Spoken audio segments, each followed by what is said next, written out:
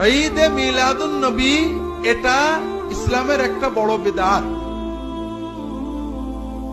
ইসলামের প্রথম 600 বছরে এই শব্দটা আপনারা পাবেন না।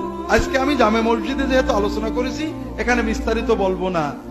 রাসূলুল্লাহ সাল্লাল্লাহু আলাইহি ওয়াসাল্লাম থেকে সাহাবীগণ 600 বছর সিরাতুন নবী, সাহাবী তাবী, 4 ইমাম, আবু হানিফা, আমাদের আব্দুল কাদের জিলানী, কি বলে ইমাম গাজালি সহ সবাই, তারা কেউ মিলাদুন নবী পালন করেনি, সিরাতুন নবী পালন, উদযাপন, আলোচনা করেছেন সেটা সারা বছর এবং সারা বছর।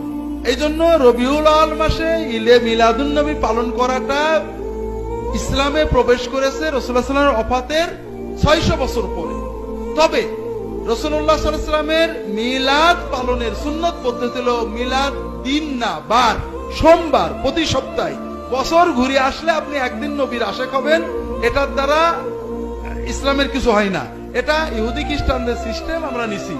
আপনি প্রতি সপ্তাহে সুযোগ পেলে সোমবারের দিন রোজা রাখবেন। এটা হলো রাসূলুল্লাহ সাল্লামের মিলাদ, জন্মে আমাদের শুকরিয়া, আনন্দ প্রকাশের সুন্নত পদ্ধতি। রাসূলুল্লাহ সাল্লাম সোমবারে রোজা রাখতেন। সাহাবায়ে কেরাম প্রশ্ন করেন, ইয়া রাসূলুল্লাহ, আপনি সোমবারে কেন রোজা রাখেন? তিনি বলেন, আমি এই দিনে জন্মেছি এবং এই দিনে আমি নবুয়ত পেয়েছি। অন্য হাদিসে আসছে নবীজি সোমবারে হিজরতও করেছেন, সোমবারে মদিনায় পৌঁছেছেন। আমরা জানি সোমবারে তার মৃত্যুও বটে। এই জন্য সোমবারে রোজা রাখা একটা সুন্নত আমল, এটা আপনারা পালন করবেন। এটাতে অনেক বরকত ইনশাআল্লাহ নসিব।